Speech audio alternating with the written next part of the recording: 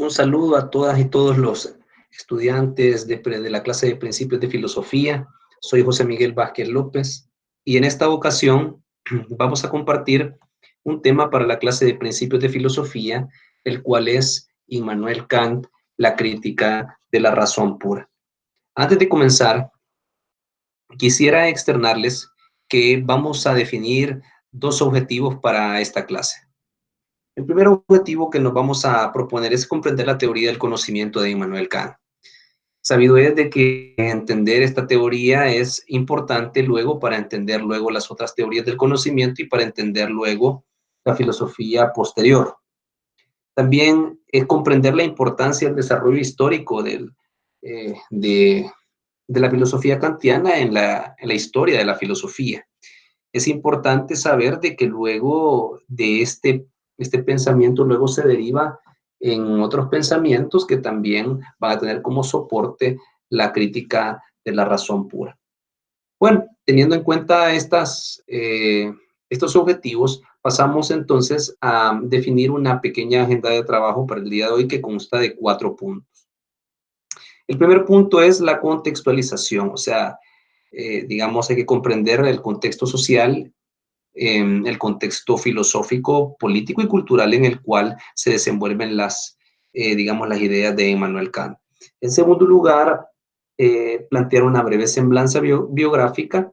En tercer lugar, hablar un poco acerca de las influencias filosóficas que tuvo Kant para poder construir su sistema filosófico y también las influencias que él después, cómo influye más bien en otros filósofos. También luego al final vamos a dedicar muy buena parte de esta exposición a la teoría del conocimiento. Bueno, teniendo en cuenta esto, comencemos. En primer lugar, vamos a hablar un poquito de la contextualización. El contexto en el cual se desarrollan las ideas de Immanuel Kant es en el contexto de la Ilustración. La Ilustración es un movimiento de renovación intelectual, cultural, ideológica y política que surgió en Europa, en Inglaterra y en Francia como resultado del progreso y difusión de las nuevas ideas y de los nuevos conocimientos científicos. Digamos que su mayor esplendor fue alcanzado en el siglo XVIII, entre 1688 y 1789, el cual fue bautizado como el siglo de las luces, porque era la razón la que iluminaba la realidad de los seres humanos, y no más la fe y la metafísica, sino los conocimientos científicos que daban poder a quien los tenía. Esto es importante saber que aquí va a surgir una característica luego de la Ilustración, el cual es que se emancipa prácticamente la razón de la fe y comienza la mayoría de edad de la humanidad. Porque él se le llama de las luces porque efectivamente quien da la luz es la razón, ya no es la fe. Y es la autonomía de los seres humanos la que va a ir dirigiendo el destino de ella misma. Luego hay que contextualizar también un poco el tema geográfico. Digamos que también la Ilustración se dio en toda Europa. Comenzó en Inglaterra, luego camina hacia Francia y luego se desplaza en algunas partes en Portugal. En España no tuvo el mayor impacto, pero luego en Alemania, sobre todo en el Reino de Prusia, que es donde aparece Immanuel Kant, que ahora es Kaliningrado. Bueno, digamos que a nivel geográfico comienza en Inglaterra, como hemos dicho, con personajes como Isaac Newton, Erasmus, Darwin, John Locke y David Hume, Robert Boyle. Sus inicios en Inglaterra se deben a que en Inglaterra era un campo fértil que había sido preparado previamente de su revolución en 1688, lo cual promovió, como ustedes saben, un contexto de libertad y tolerancia política y religiosa. Habían 70 religiones, por ejemplo, Voltaire, que vive ahí, se sorprende porque era todo lo contrario en Francia. Esta situación promovió un contexto de libertad y tolerancia política y religiosa. Recuérdese que a nivel político tenían desde ese momento una monarquía parlamentaria. Pero también luego va a Francia. Y en Francia hay una situación política diferente. Piénsese en una monarquía absoluta. la cual, como todos sabemos, estaba impregnada de un espíritu de intolerancia religiosa, sobre todo de la Iglesia Católica.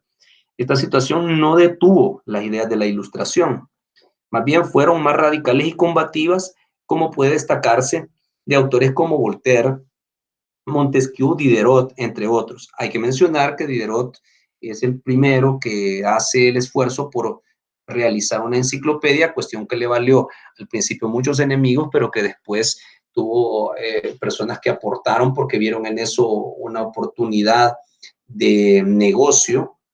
Pero luego la enciclopedia es un hecho importante, la realización de ella, porque va a poner el conocimiento al servicio de todos y va a estar al alcance de todos. Ya no va a ser el conocimiento solo de unos pocos. Bueno, esas ideas permitieron que se culminara con la Revolución Francesa en 1789. Contrario la situación, como ya hemos más o menos dicho que pasa en Inglaterra y que pasa en Francia, pero es una cuestión diferente allá en Alemania. Alemania está constituido por estados que no son estados-nación todavía, son como reinos y no está del todo políticamente organizado. De tal forma que ustedes pueden ver, Prusia, que es donde vive Emmanuel Kant, está prácticamente casi dividido, ¿verdad? Con los otros estados alemanes, pero no es que no fuera del reino de Alemania, claro que era del reino de Alemania, pero no había una organización política tan fuerte. Eso se puede ver en algunas características que la hacen diferente, esa estructura sociopolítica. Primero, no existe una crítica social y política como en Francia, ya que los filósofos como admiran al rey Federico. Dos, la filosofía es más especulativa, centrada en problemas lógicos y metafísicos. Por lo tanto, es conservadora y no es revolucionaria como en Francia. Tres, no existe oposición entre la filosofía y la religión. Más bien, la filosofía de alguna manera intenta todavía salvar a la religión. Aún así, con todo eso, surgió uno de los pensadores más grandes de toda la historia de la filosofía, como es Immanuel Kant.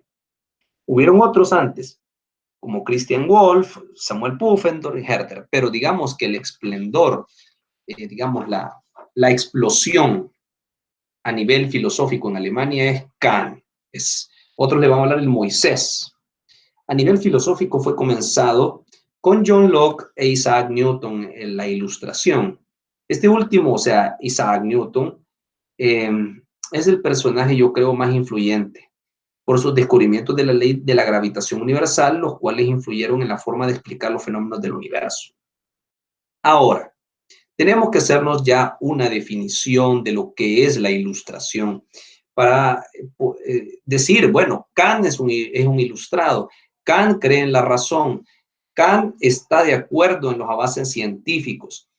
Sin embargo, ahí hay una situación un tanto compleja porque tanto la física y la matemática habían logrado posicionarse como ciencias, pero la que había sido reina por muchos años, que era un conocimiento, la mayoría creía que era científico, era la metafísica, pero con todos estos descubrimientos la metafísica comienza a quedar mal y en entredicho. Así que primero preguntémonos qué es la ilustración. Vamos a decir que el diccionario de la Real Academia Española dice que es un movimiento filosófico y cultural del siglo XVIII que acentúa el predominio de la razón humana y la creencia en el progreso. A nosotros nos interesa la definición de Kant. Yo me quedaría con esa expresión sapere aude. ¿Qué significa sapere aude? Ten valor de servirte de tu propia razón o atrévete a pensar. Puesto que para Kant la ilustración es esa liberación de una culpable incapacidad. ¿Y por qué una culpable incapacidad?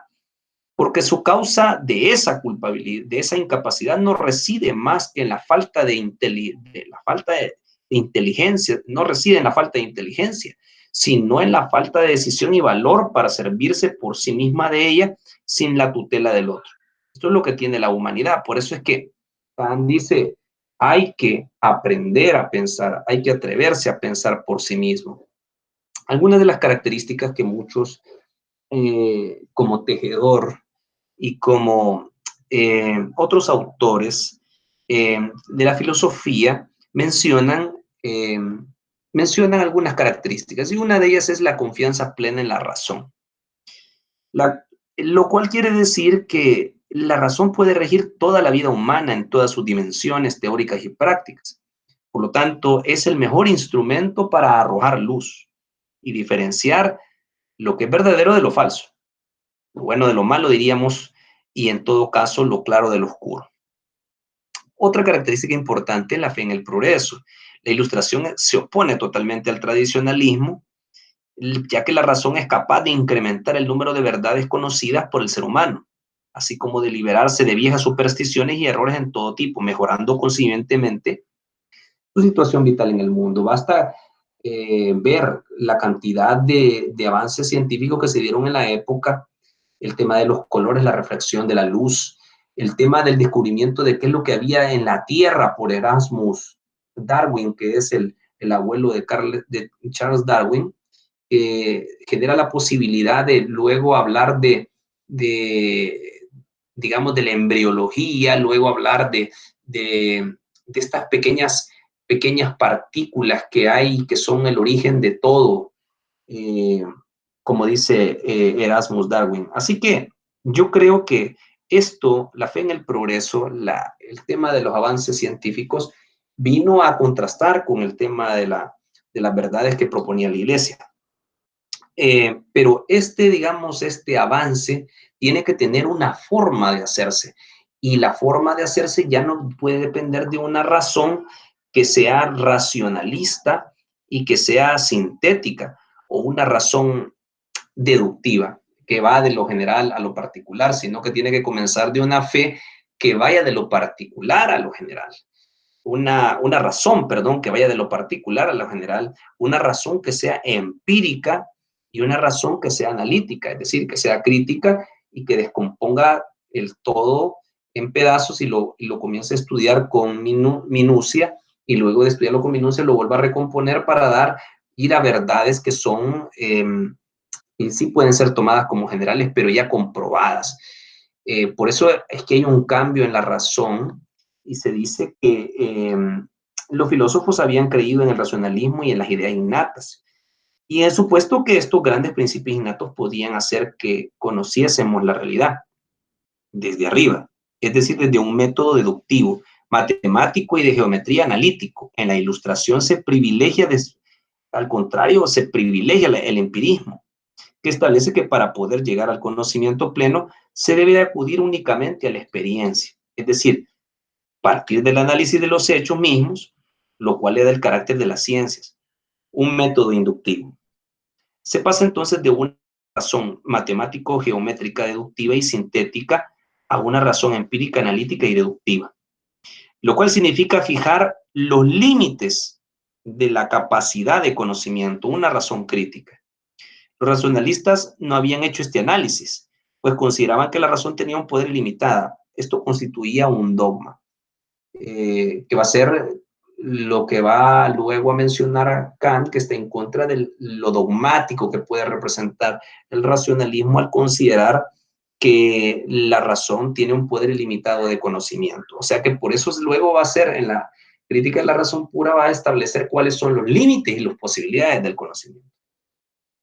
Pero luego tenemos otra característica, que hay una nueva concepción de la naturaleza, porque se llegó a concebir la naturaleza como una gran máquina, admitiendo únicamente causas físicas en la explicación del movimiento. Otros habían admitido en su explicación que no había fuerzas mecánicas, sino vivas. Pero en cualquier caso, la explicación del mundo se consideró que era posible sin recurrir a Dios, sobre todo eso. Yo creo que aquí viene este punto que hemos mencionado, sobre todo que la razón cambia, y cambia para no volver otra vez a la fe. Por eso la crítica a la religión, y no es que a la religión en sí misma, sino a las formas históricas de religiosidad que se consideraban fuente de supersticiones y motivo de intolerancia y disputas entre los seres humanos. Por lo tanto, ya que la religión había sembrado tanta división y tanta superstición y falsas creencias, y que no había explicado lógicamente, como lo estaba haciendo la ciencia, los fenómenos de la realidad, es que aquí hay una crítica a la religión y se separan completamente. Ya no hay una... sí, comienza, digamos, el rey, por ejemplo, sustenta su poder en el derecho divino, pero ahora ese derecho va a ir cambiando por esto mismo que van surgiendo ese poder del conocimiento. Y el problema de tener el poder del conocimiento es que lo podría tener una persona que no fuera noble, y eso lo ponía al noble, lo ponía a la saga, a la delantera, quien podía tener el poder de ese conocimiento. Y asimismo, por eso es que cambia también, digamos, el tema del derecho natural. Ya no hacemos depender al rey de un derecho estrictamente divino, que por naturaleza una persona debe ser nombrada como rey, sino que por la racionalidad. La razón puede mejorar las condiciones de la vida de los seres humanos a través del derecho, promoviendo la libertad, la justicia y la igualdad. Pero ese derecho ya no debe provenir de Dios naturalmente, sino de la razón natural misma. El derecho, por tanto, va a proceder de la naturaleza humana. Bien, con esto hemos hecho una contextualización de lo que es la ilustración y vemos claramente la primacía de la ciencia y también la gran influencia de Isaac Newton y de otros pensadores que están allí. Vamos a ver entonces ahora un poco acerca de la semblanza de Immanuel Kant, que es un hombre digno de ser analizado de varios puntos de vista y de ser conocido en su vida personal. Acá tenemos que Kant nace en Königsberg. Esto es, como ustedes saben, fue capital de la provincia alemana de Prusia Oriental. Por eso es que hemos mencionado al principio de nuestra intervención que Prusia es parte de Alemania en aquel momento. Ahora, después de la Segunda Guerra Mundial, eh, fue tomada por los rusos y fue anexada a Rusia y se le renombró como Kaliningrado, en honor al líder soviético Mikhail Kalinin. Eh, la población alemana fue expulsada y se repobló con rusos. Hoy es capital de Kaliningrado, Königsberg, región completamente aislada por tierra del resto de Rusia, como ustedes pueden ver. Aquí está Lituania y Rusia está acá. Bien, sí hay que decir de que Kant es el cuarto hijo de Johann Georg Kant y Anna Regina. Tuvo 8 hermanos, 3 murieron antes de que él llegara a la adolescencia. Su padre es talabartero, es decir, un artesano del cuero. Su madre muere en 1738 cuando Kant tiene 14 años. Su padre muere cuando él tiene 22 años. Sin embargo, Kant, hubieron bienhechores que le dieron el estudio, su papá, digamos, abogó por él, y Kant aprovechó sus estudios. Pero, ¿por qué los aprovechó? Bueno, hay que decir que aquí hay una frase importante, el pietismo. ¿Y qué es el pietismo? Es una secta de la religión luterana que consideraba la literalidad de la Biblia, el esfuerzo personal disciplinado como forma de honrar a Dios en este mundo. Por eso su padre lo envía a la universidad con ayuda de personas bienhechoras y resulta ser un estudiante de ciencias naturales, matemática y filosofía por eso, porque todo lo que, digamos, hacía, lo hacía por honrar a Dios.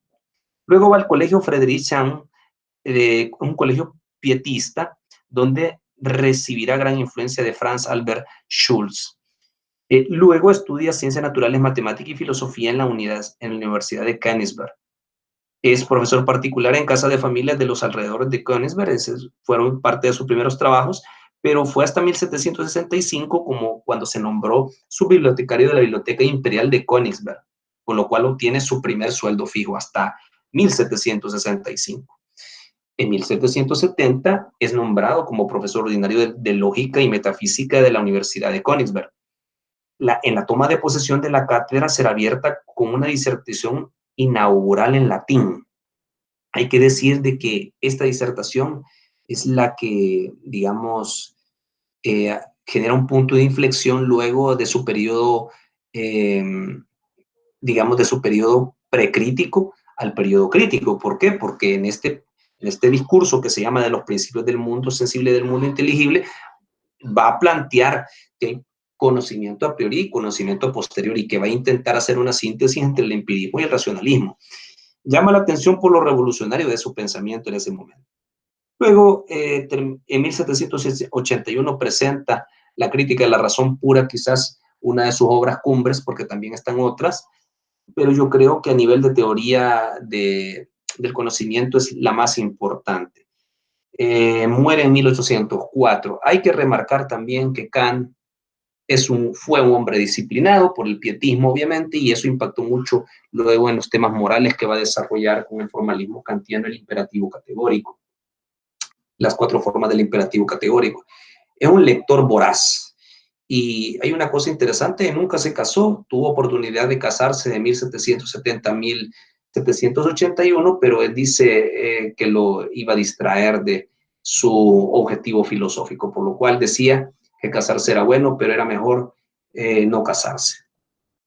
Ahora, tenemos aquí esta obra que está a la izquierda de su pantalla, es La crítica de la razón pura. Creo yo que es la obra en la cual nos vamos a centrar ahora, que fue escrita en 1781 y vamos a explicar. Sin embargo, hay otras que merecen una mención. Por ejemplo, La crítica de la razón práctica, donde se trata el tema de la moral, y también, yo diría, sobre la paz perpetua, que es donde se ve que estuvo en la Biblioteca Imperial y tenía conocimientos acerca del derecho.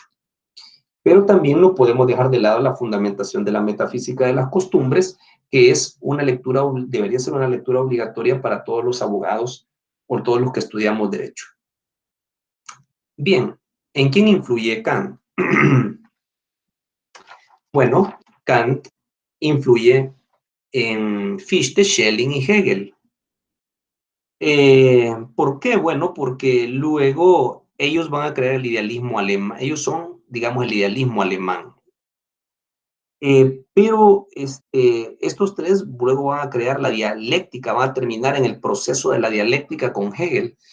Fichte va a ser, digamos, el idealismo objetivo, Schelling el idealismo subjetivo y Hegel el idealismo absoluto, pero retoman sus ideas como crítica de Kant. Y eso de haber creado la dialéctica luego va a traer también un impacto en este hombre que conocemos ya, Karl Marx, quien va a agarrar la dialéctica idealista y la va a convertir en una dialéctica materialista. Así que Kant está presente ahí haciendo, digamos, siendo como fundamento de la crítica de estas personas, pero sin el pensamiento de Kant no se pudiese haber llegado hasta eso. Luego hay otros como Edmund Husserl, que habla de la fenomenología, del noesis y el noema, que está inspirado prácticamente el nómeno y el fenómeno de la teoría teoría del conocimiento de Kant.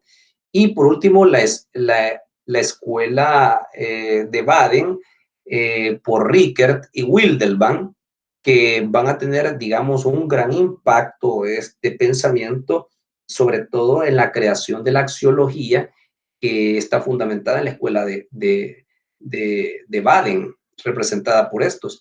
Y aquí se va a tratar el tema de los valores, y el tema de los valores va a ser, digamos, fundamentado en la teoría del conocimiento de Kant.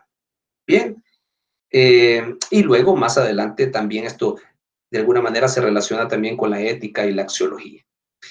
Bueno, ¿y cuáles son las influencias en Kant? ¿Quiénes influyeron en él? Yo creo que Kant es un receptáculo de toda la filosofía clásica y moderna. Y para entenderlo es necesario tener en cuenta a Platón y a Aristóteles. A Platón, ¿por qué? Porque Platón plantea el mundo sensible y el mundo inteligible. Ya vemos de que Kant conoce a Platón por ese discurso de 1770, donde prácticamente retoma conceptos de Platón, pero también de Aristóteles, con su teoría hilemórfica, la cual está constituida por la forma y la materia, que es, esos términos van a ser utilizados en la teoría del conocimiento, sobre todo en la crítica de la sensibilidad y la crítica del entendimiento. La forma tendrá una gran influencia, como vemos, en las estructuras trascendentales del conocimiento. También no podemos negar a Descartes y a Leibniz, Descartes por su racionalismo, igual Leibniz por su racionalismo, pero Descartes en el tema de las ideas innatas, que van a servir como objeto de crítica de Kant, y Leibniz, porque deja la puerta, no obstante, cree que el conocimiento viene de la razón, pero deja la puerta abierta que una parte del conocimiento sea aportada por la experiencia. Sí. Sin lugar a duda, las mónadas que intentará sintetizar con las teorías de Newton. Recordemos que en el periodo precrítico, Kant entra a conocer un poco de la física e intenta hacer una síntesis, digamos, de la propuesta de Leibniz con la propuesta que hace en las teorías de Newton. Pero yo creo que célebre es, digamos, también las aportaciones que recibe de Locke y de Hume. Ambos por su empirismo, por su idea de libertad de pensamiento y expresión, pero sobre todo de Hume, quien con su teoría de las percepciones impactará en el pensamiento de Kant. Más adelante Kant va a decir que de ahí, al leer a Hume, despertó de su sueño dogmático. ¿Y cuál era el sueño dogmático? Creer que el racionalismo, digamos, con sus principios, podría ayudarnos para descubrir toda la realidad, cuando era al revés, cuando debemos de comenzar a conocer desde la experiencia. Recordemos que Kant vive en un tiempo en el cual existe una pugna filosófica entre el racionalismo y el empirismo. El racionalismo, como dijimos anteriormente, establece que el conocimiento llega exclusivamente por la razón y esencialmente por el método deductivo matemático geométrico, y que poseemos ideas innatas. Por otro lado, el empirismo establece que el conocimiento es posible solo por la experiencia y que no existen ideas innatas. Kant pretende realizar una síntesis o superación de ambas corrientes y plantea su idealismo trascendental. Pero hay que tener claro, Kant recibió influencias del racionalismo, fue formado por el racionalismo, precisamente por este señor, por Christian Wolff. Christian Wolff, digamos, lleva el racionalismo a Alemania. había sido amigo y discípulo de Leibniz y predicaba un racionalismo extremo, pues consideraba que la filosofía era ciencia deductiva. Bueno, vamos a pasar a la otra presentación porque ahí vamos a ver cuáles fueron los aportes, digamos, los aportes que le dio Hume y los aportes que le da de alguna manera el racionalismo de Christian Wolff. Pero vamos a decir una cosa antes de seguir.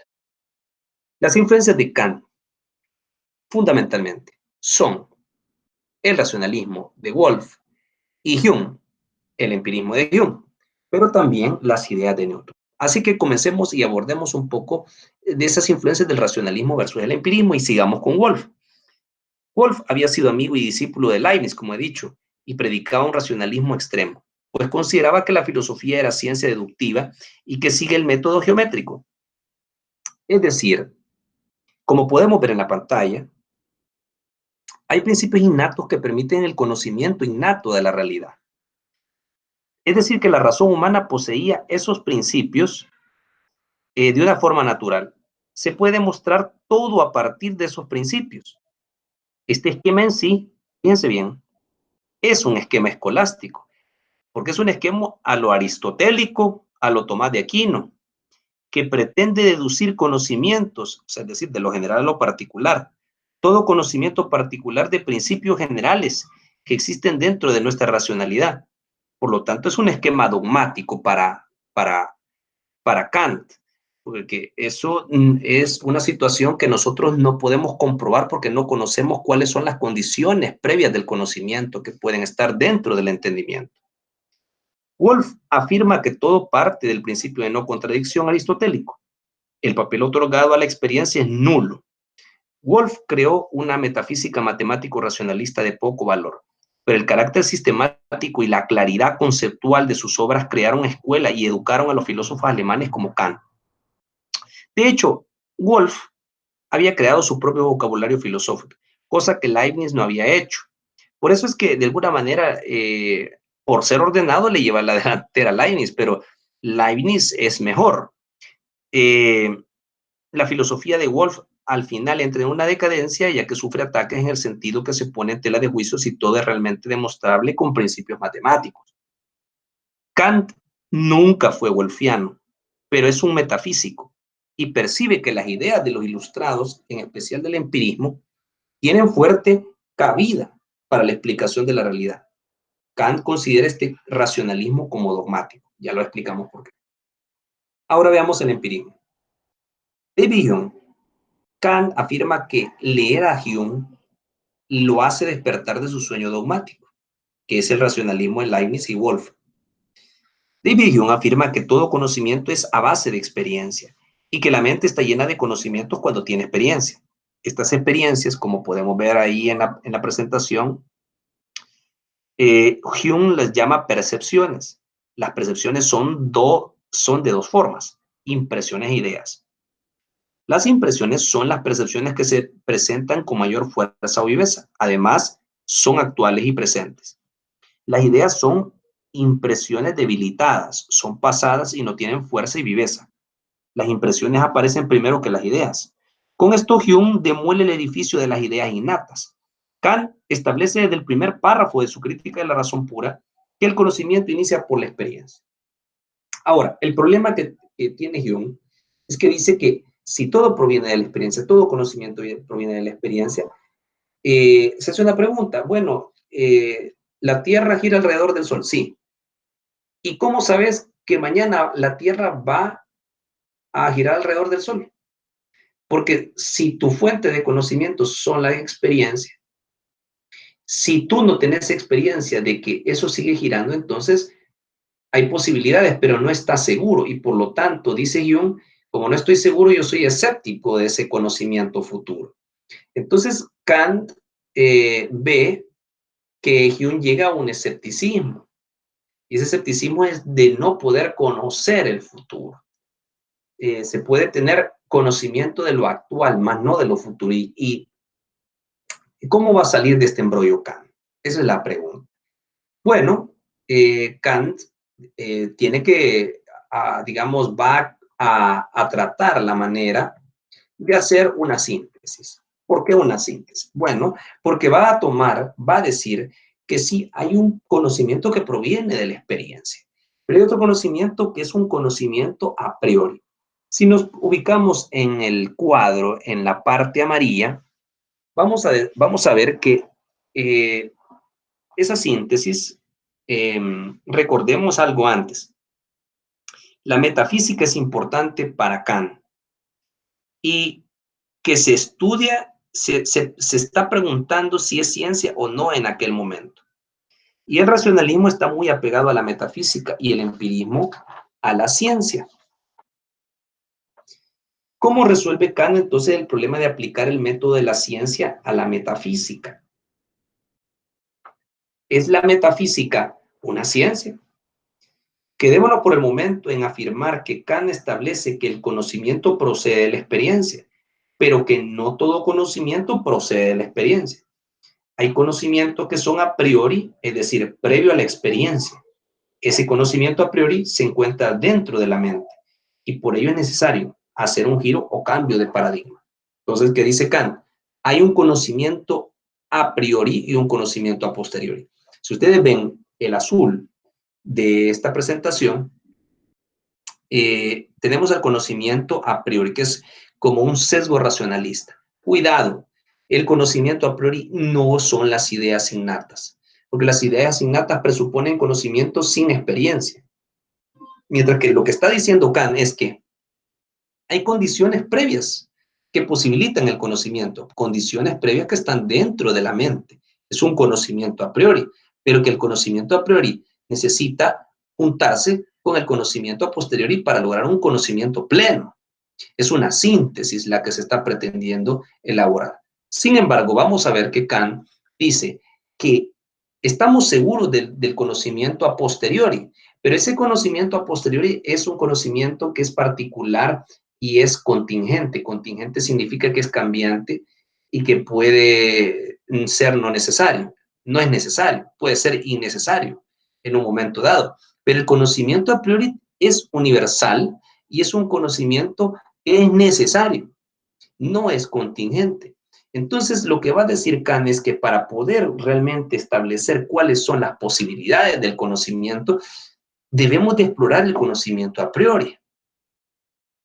El conocimiento a priori, ¿dónde está? Está en las facultades de la mente del sujeto. Entonces, hay que analizar no al objeto del conocimiento, sino al sujeto cognoscente. No hay que buscar el conocimiento en el objeto cognoscente, sino el sujeto cognoscente, porque no podemos conocer si no tenemos claro cuáles son las estructuras a priori que posibilitan el aparecimiento del conocimiento. Es decir, supone Kant que hay estructuras dentro de la mente que posibilitan, condicionan el conocimiento. Los racionalistas, dice Kant, dan por hecho que se puede conocer por la razón, pero nadie de ellos ha ahondado o analizado las estructuras subjetivas que posibilitan ese conocimiento. Por eso he aquí que propone el giro copernicano. Ya no hay que ponerle atención al objeto, sino hay que ponerle atención al sujeto.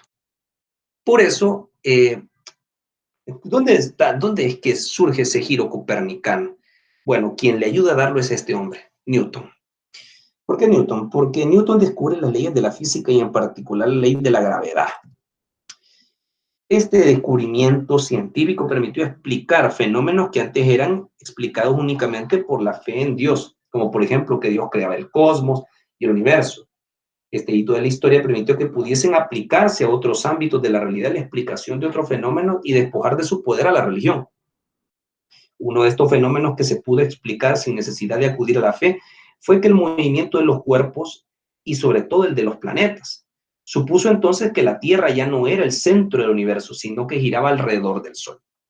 Y es aquí donde, aplicando esa idea de Copérnico y aplicando también las leyes de Newton, entonces Kant dice, bueno, entonces significa de que también hay que cambiar el paradigma del conocimiento, ya no debe ser el centro el objeto del conocimiento, sino el sujeto. Y por eso tenemos acá, en este recuadro, que Kant, Copérnico dice, bueno, ya no es la Tierra el centro, es el Sol, y la Tierra gira alrededor del Sol. Para Kant, entonces, es que ya no es el sujeto quien el que debe de acomodarse al objeto de conocimiento, sino que el objeto de conocimiento debe de acomodarse a las estructuras mentales del sujeto del conocimiento. Por eso es que es importante, y eso le llama giro copernicano, Kant, a esa nueva forma de entender el esquema del conocimiento. Por eso,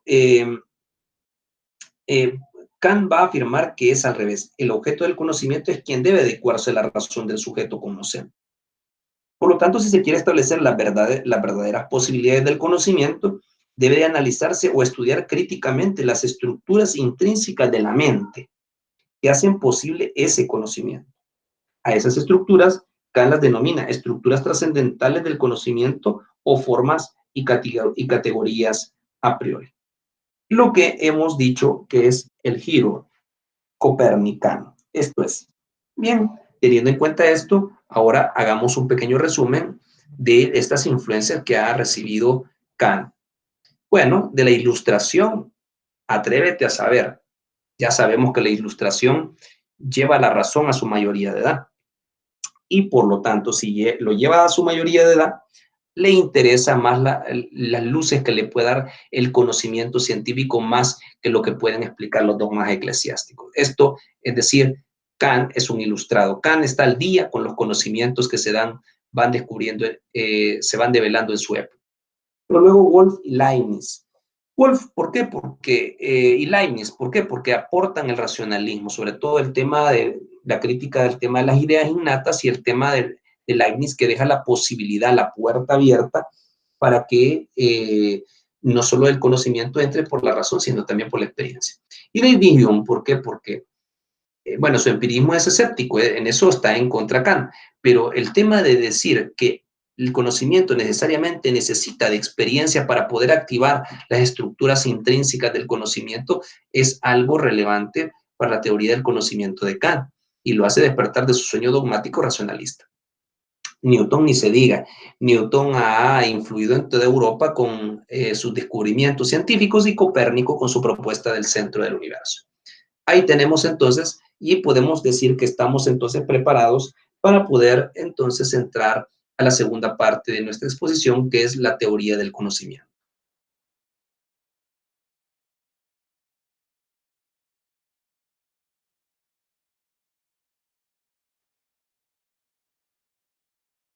Para entrar a esta parte, vamos a elaborar una segunda agenda de trabajo. La primera cosa es que para entender a Kant tenemos que empezar a desglosar algunos conceptos para entender la teoría del conocimiento. Y luego entrar a su punto de partida. El punto de partida va a ser las 3 preguntas fundamentales de toda la filosofía kantiana. ¿Qué puedo conocer? ¿Qué debo hacer? ¿Qué me está permitido esperar? Que se resumen en qué es el ser humano en una antropología, donde está resumida toda su filosofía. Pero luego hay que volver otra vez a entender ese nuevo esquema del conocimiento en Kant y cómo lo va a aplicar luego en la crítica de la razón pura. Hay que entender cuál es el propósito de la crítica de la razón pura para, según ese nuevo esquema, entender cómo es el proceso del conocimiento, que va a necesitar de alguna manera también de entender qué son los juicios sintéticos a priori. Son los juicios de la ciencia. Por otro lado, vamos a ver ahí la influencia de Aristóteles con la forma y el contenido, la forma y la materia, lo dado y lo puesto. Y luego vamos a explorar cada una de las facultades del conocimiento que va Kant a establecer una crítica a cada una de esas facultades del conocimiento, la sensibilidad, el entendimiento y la razón. Comencemos entonces por hacer una pequeña definición de esos conceptos de los cuales hemos hablado, para poder entender la teoría del conocimiento. La primera es crítica. ¿Qué significa crítica? Crítica significa análisis. Ya sabemos que toda la filosofía presupone ser crítica, inconforme, liberadora, emancipadora, que genera dudas y sospechas, como lo hemos visto con Antonio González. Y toda filosofía es enemiga de los dogmas. Este término significa entonces la crítica análisis. ¿Por qué? Porque el racionalismo pregonaba dogmáticamente que la mente era capaz de conocer sin conocer la estructura de la mente y de sus facultades de conocer. Por tanto, Kant, como hemos dicho varias veces, pretende analizar esas estructuras. Se trataría, por tanto, de analizar reflexiva y previamente nuestra máquina de conocer, sus características, sus capacidades y sus límites, sus posibilidades. O sea, la crítica es como una exploración de la mente, lo que significa es análisis. Trascendental. Significa estructura que posibilita conocimiento. No se refiere a lo que está más allá del conocimiento, fuera de la conciencia, sino a algo que perteneciendo a su estructura constitutiva hace posible todo funcionamiento. Son las estructuras trascendentales de todo sujeto racional. No significa trascendental fuera de la mente o una cuestión metafísica a lo Aristóteles, sino buscar las condiciones previas de conocimiento que hacen posible el conocimiento.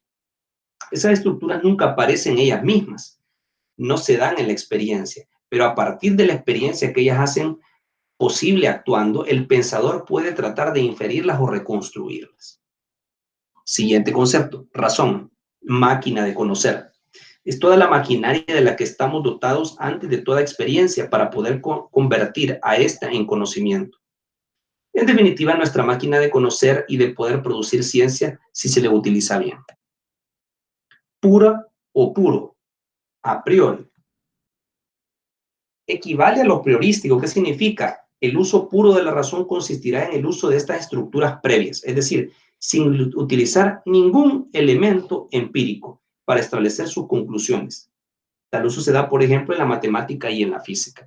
Pero lo puro significa ir en contra de lo empírico. Luego, ¿qué significa crítica de la razón pura? Significa estudiar la estructura de la propia razón y, en su parte más extensa, analizar dicha estructura buscando conocer los elementos que la componen y cómo se articulan en ella. Caos de sensaciones. Es como se presenta la realidad del sujeto cognoscente, sin que sus estructuras a priori hayan ejercido ninguna influencia sobre ella. Fenómeno.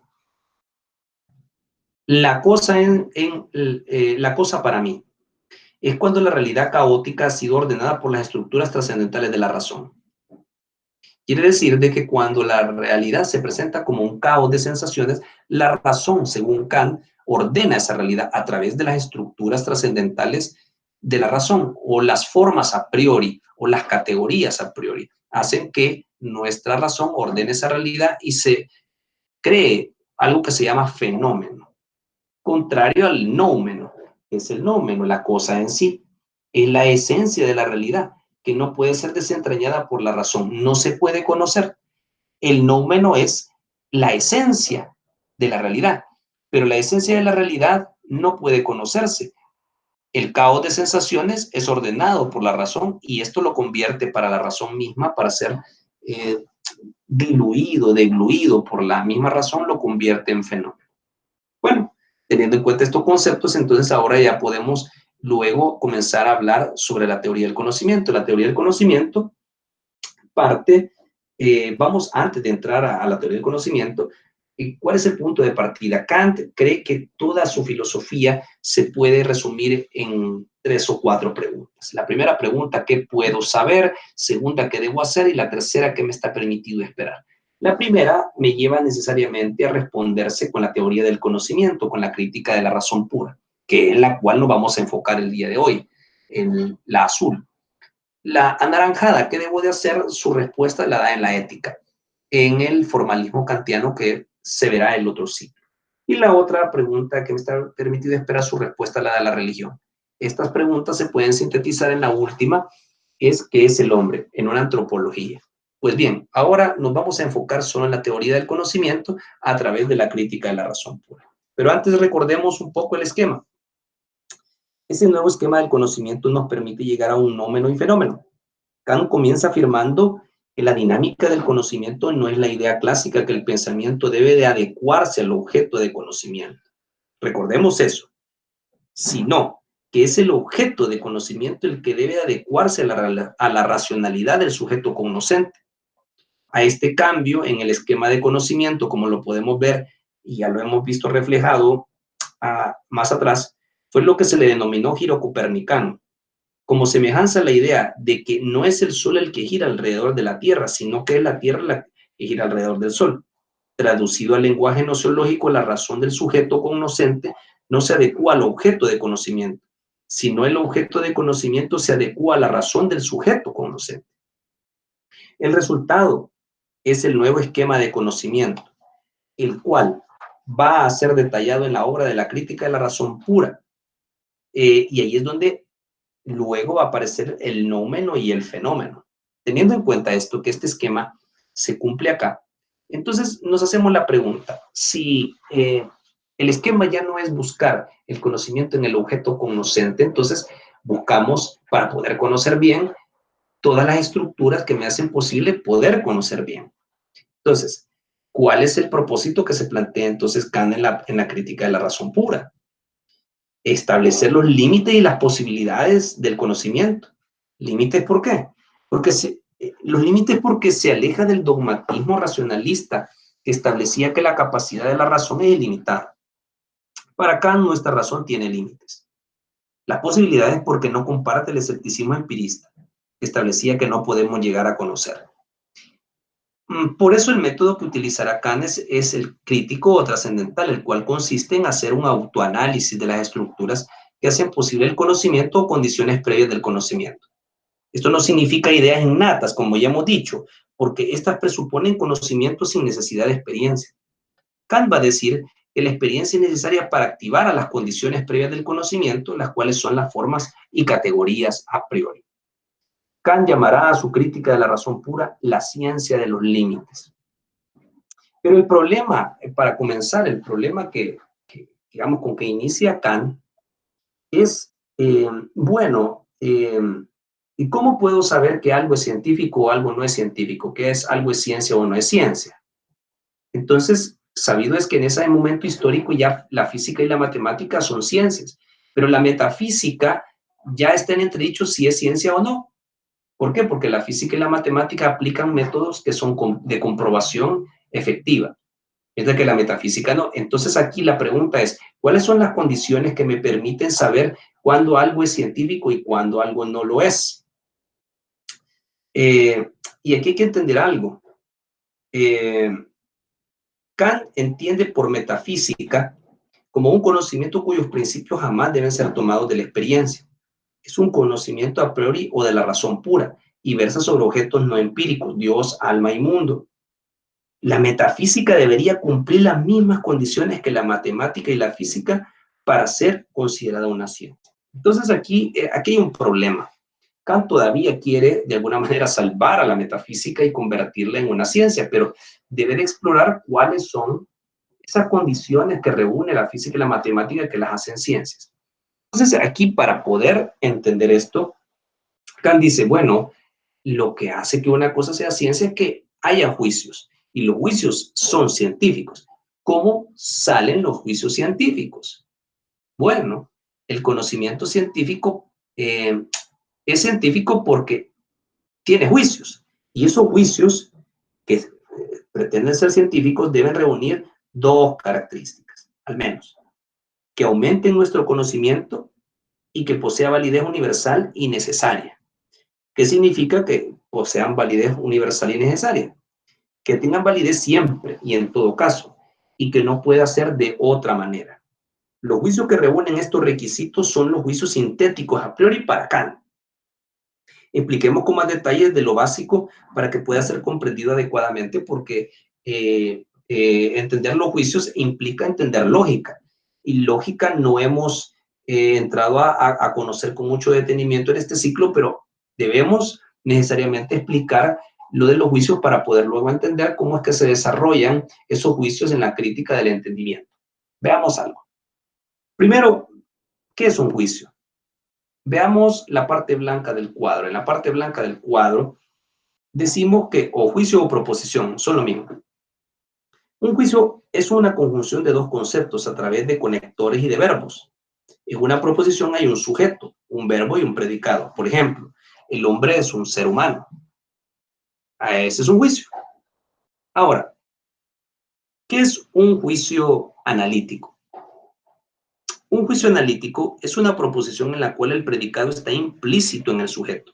Para Kant, no aumenta nuestro conocimiento, sino que son explicativos, porque no hace más que explicar lo que ya estaba implicado en el sujeto, el otro concepto. Son universales y necesarios.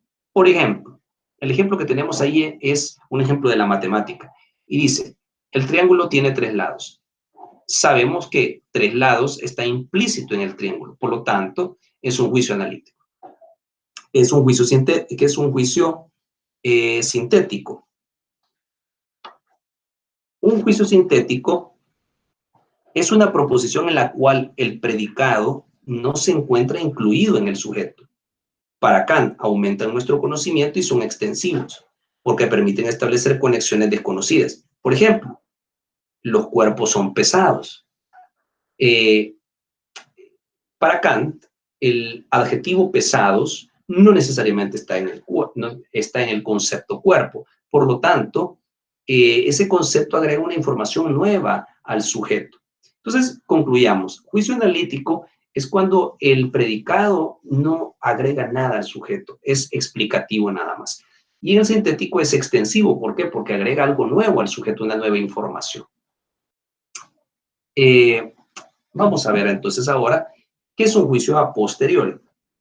Es una proposición que se funda en la experiencia. Por ejemplo, la Tierra gira alrededor del Sol.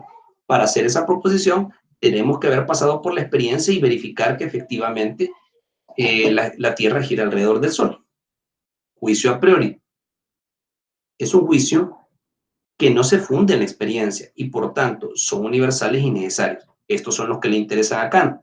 Por ejemplo, el cuadrado de la hipotenusa es igual a la suma del cuadrado del cateto X y el cuadrado del cateto Y. Para Kant, este juicio es un juicio que no necesita pasar por la experiencia. Es un juicio que está en la razón, no pasa por la experiencia. Entonces, ¿cuál es la diferencia entre la posteriori y la priori? Bueno, que la posteriori necesitas la experiencia para poder enunciarlo y en la priori no necesitas pasar por la experiencia para poder enunciarlo. Entonces, aquí, ¿cuál es el esquema en el momento histórico de Kant se tiene sobre estos juicios? ¿Cuáles son los juicios aplicados a las ciencias? Bueno, hace una combinación, David Hume. El juicio analítico a priori es un juicio que es dedicado a la matemática. Y el juicio sintético a posteriori es un juicio que está ubicado en la física, para la ciencia física. Bueno, ¿y por qué? Bueno, porque el juicio analítico a priori son proposiciones en donde el predicado explica algo del sujeto y no se fundan en la experiencia. En la época de Kant, David Hume consideraba que estos eran los juicios propios de la matemática. Por ejemplo, 2 más 2 es 4. El juicio sintético a posteriori son proposiciones en donde el predicado agrega una nueva información del sujeto y se funda en la experiencia. Es decir, genera nuevos conocimientos gracias a la experiencia. En la época de Kant, Hume consideraba que estos juicios son propios de la física. Ahí está el ejemplo. Este proyectil pesa medio kilogramo. Entonces, digamos que no necesito de la experiencia para la matemática, porque también además dentro del sujeto está imbibido el predicado, y en la física sí necesito de la experiencia, porque la experiencia la necesito para poder hacer extensivo al sujeto, para poder agregar algo nuevo al sujeto a partir del predicado. Pero una cosa es cierta, digamos, para Kant, los juicios que son para él universales y necesarios son los analíticos y a priori. Pero aquí, ¿dónde va a ser, digamos, el quiebre que va a hacer Kant? La propuesta que va a hacer Kant. Kant va a decir de que hay juicios que no necesitan pasar por la experiencia para agregar nueva información al sujeto. Y a eso le va a llamar juicios sintéticos a priori. Y son proposiciones en donde el predicado agrega una información nueva del sujeto y se funda en es un juicio que no se funda en la experiencia, pero que genera conocimientos nuevos del sujeto. Por ejemplo, todo efecto tiene una causa.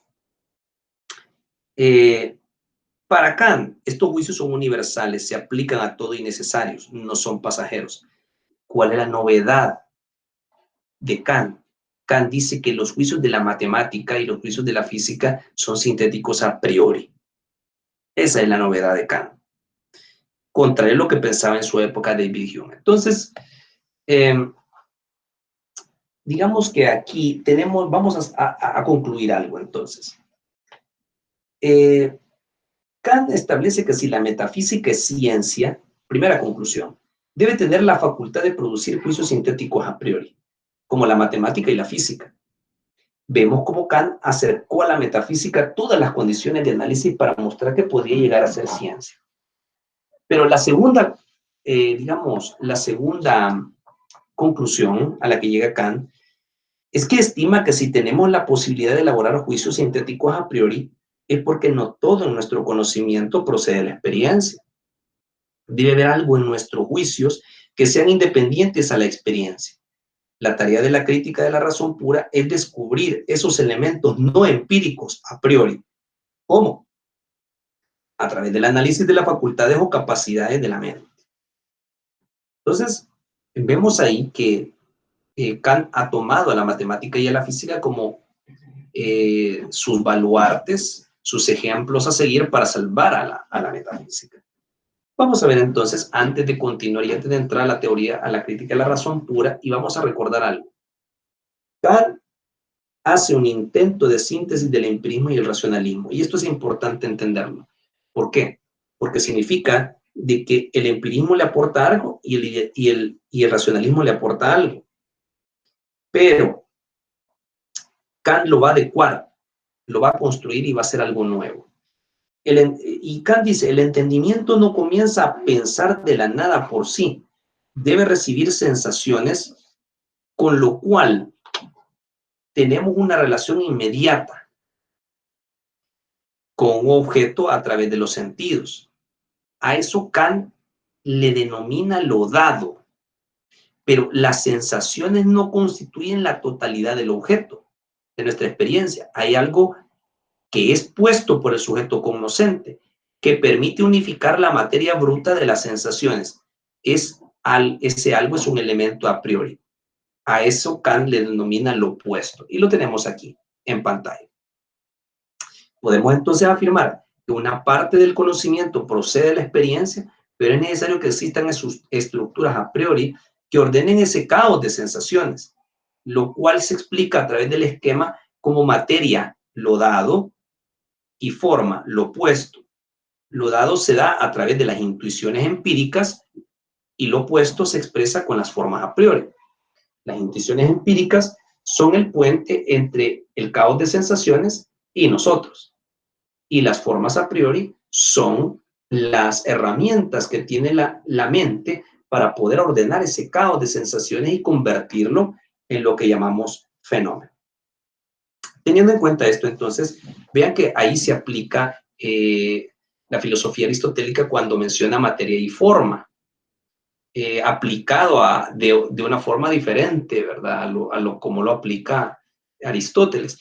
Pero es interesante porque esto lo que va a explorar Kant en su mundo es lo opuesto, las estructuras del opuesto, las formas y categorías e ideas, las formas y categorías a priori, las ideas trascendentales, le va a llamar él.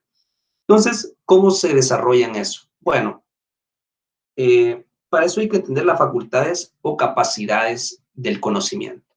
Kant, en la crítica de la razón pura, establece que hay tres partes de la crítica de la razón pura. Hay una crítica de la sensibilidad. Todas las personas tenemos tres facultades: sensibilidad, entendimiento y razón.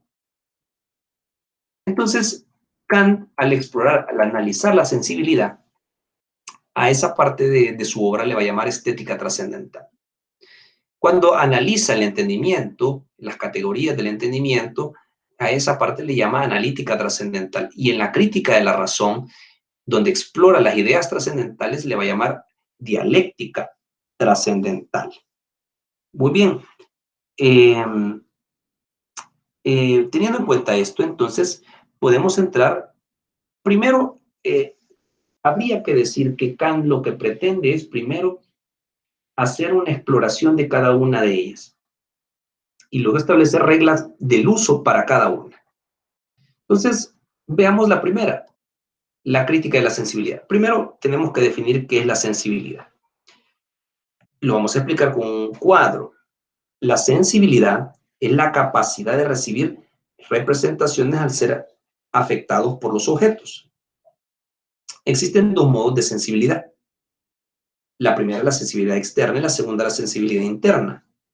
La externa, por el que nos representamos el espacio, y la interna, por el cual intuimos el tiempo en nuestros estados psíquicos. Así que espacio y tiempo no nos son dados por la sensibilidad. Son condiciones subjetivas a priori que hacen posible la experiencia. Son formas a priori, lo opuesto.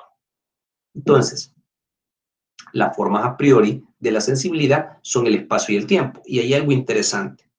Cuando recibimos, digamos, la información por las intuiciones empíricas, ordenamos ese caos de sensaciones y le aplicamos las herramientas o las formas a priori del espacio y el tiempo, que es entonces lo que surge.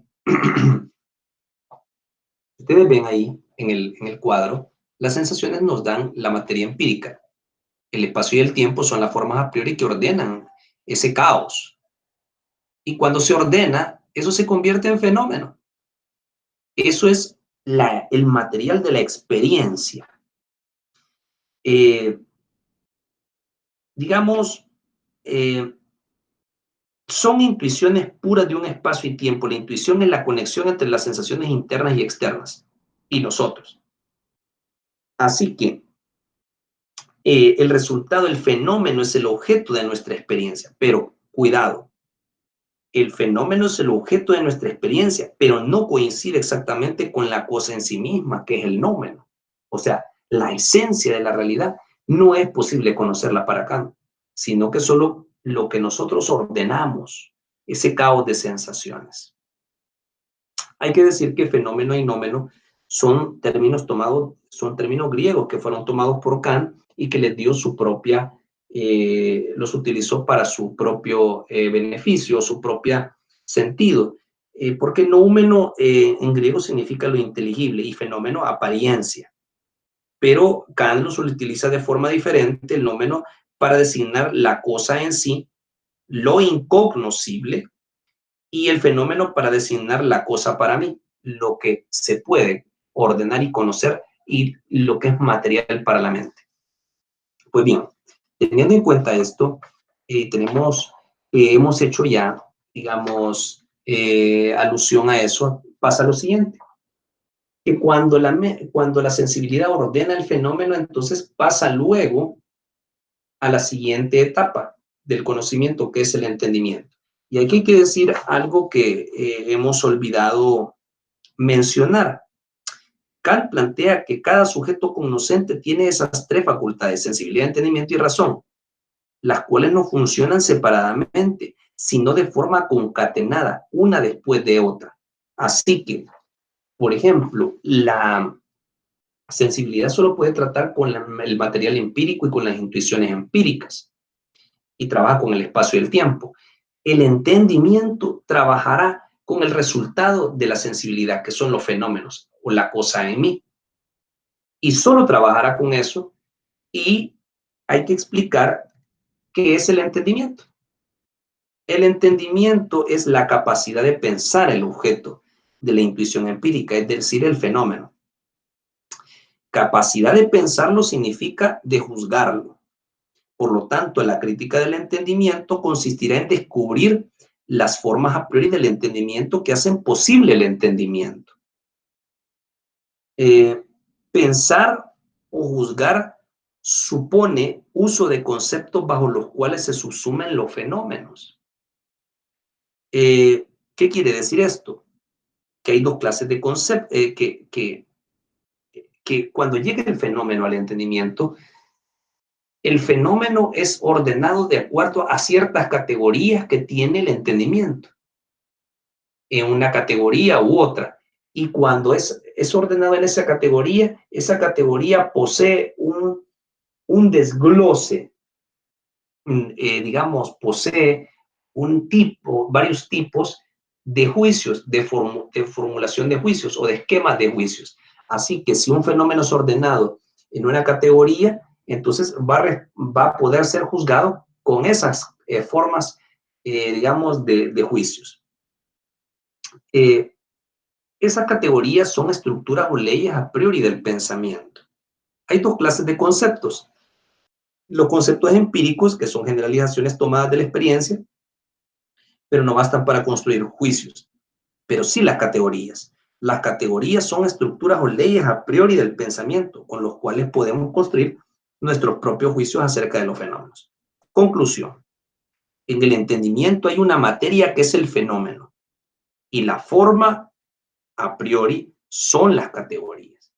La regla del uso de las categorías solo valen para unificar fenómenos y no se pueden aplicar a los nómenos. O sea, es decir, aquí el nómeno es incognoscible. Lo único que es cognoscible es el fenómeno.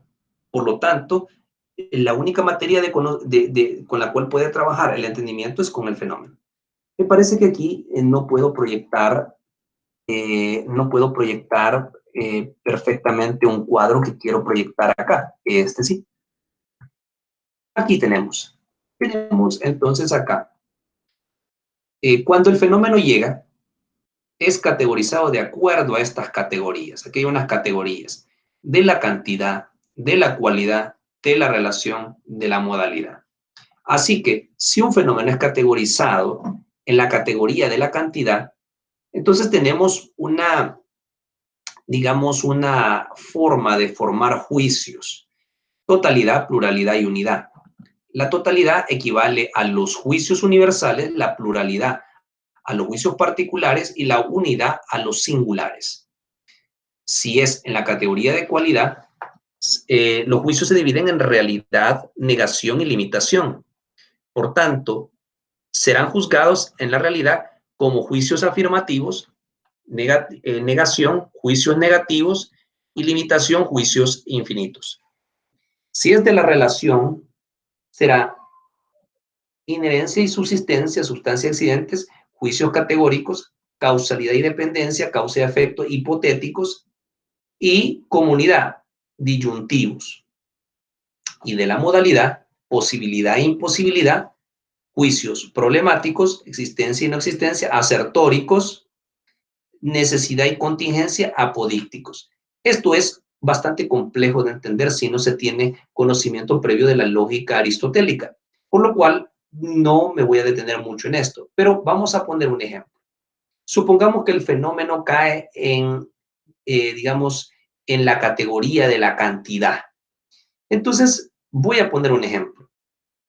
Cuando digo todos los salvadoreños, voy a formular un juicio universal y digo, todos los salvadoreños son centroamericanos.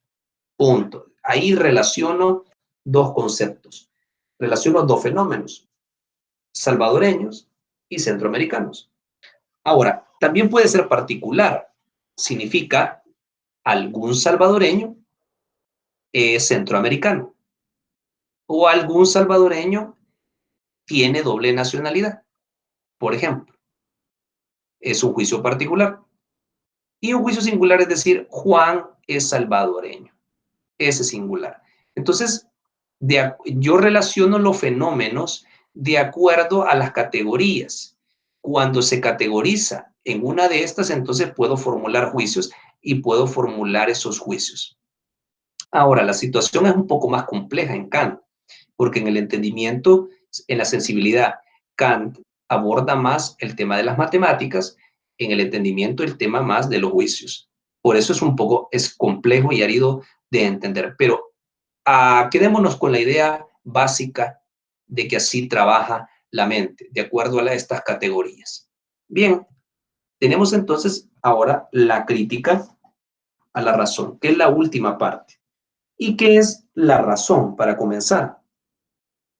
Para Kant, la razón es la facultad de la suprema unificación del conocimiento.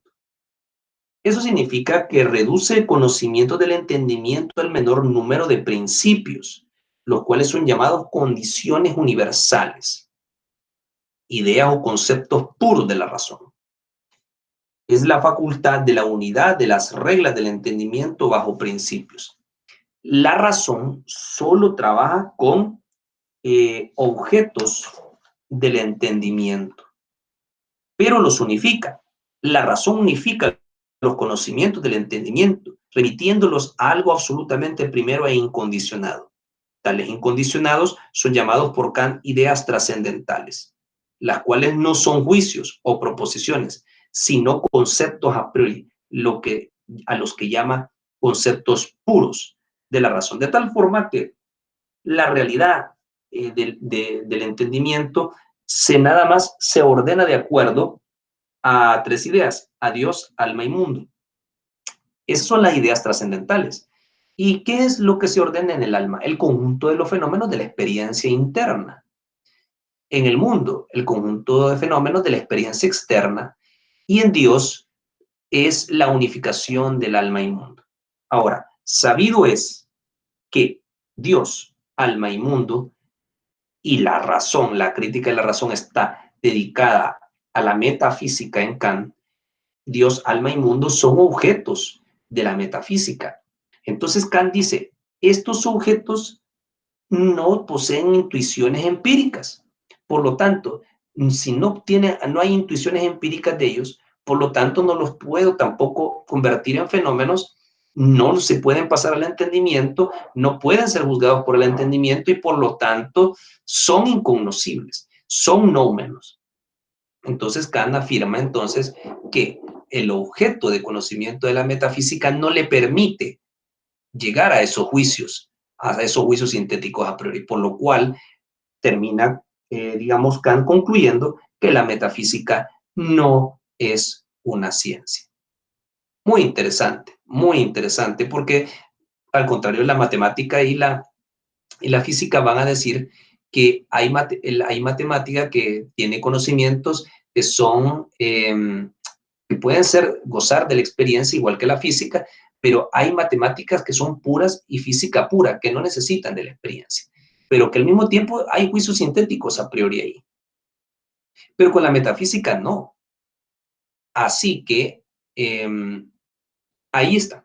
Con esto digamos, finalizamos, digamos, el análisis que hace Kant de las tres facultades de la mente o del conocimiento. Pero cerremos con un esquema. Este esquemita nos explica muy bien, de alguna manera, el recorrido de ese conocimiento de Kant. El número, la cosa en sí, no la puedo conocer, pero ese caos de sensaciones que produce sí puede ser ordenado por mi sensibilidad a través de las formas de espacio y tiempo y ser convertidas en fenómeno.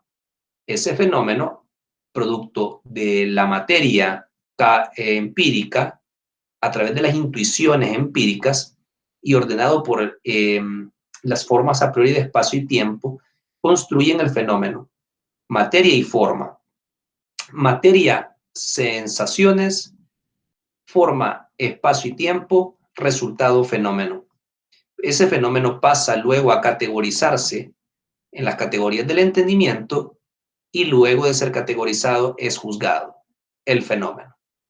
Y luego esos fenómenos ya juzgados, convertidos en entendimiento a través de juicios, pasan a ser sintetizados en tres ideas: Dios, alma y mundo. Muy bien, aquí tenemos la sensibilidad, entendimiento y la razón. Y esta es la última parte. Otro esquema muy interesante nos podría ayudar es que, según Kant, tenemos la sensibilidad, entendimiento y razón. Este es el número, a través de las impresiones sensibles, la materia de conocimiento, las ordena mi sensibilidad porque las intuye como fenómeno, sus formas a priori son el espacio y el tiempo. Luego el entendimiento piensa o juzga el objeto, son formas a priori, son las categorías, con las categorías a priori, y luego se ordenan en la razón, las cuales las sintetiza los datos del entendimiento, obteniendo las ideas trascendentales de alma, mundo y Dios. Interesante que la sensibilidad y el entendimiento produce el conocimiento del objeto como fenómeno. Para Kant, la metafísica no es ciencia. Y todo nuestro conocimiento comienza por los sentidos, pasa de estos al entendimiento y termina en la razón. Con esto hemos finalizado esta intervención de la clase de filosofía de la crítica de la razón pura. Hemos ocupado este material bibliográfico que puede ser encontrado en internet: La crítica de la razón pura, Tejedor, el libro base, y otras fuentes como La aventura del pensamiento de Kant, videos, y también Manuel Kant en el canal A. Muchas gracias por su atención. Quedamos atentos a las preguntas que puedan realizar ustedes a sus respectivos profesores. Que tengan muy buena sintonía. Gracias.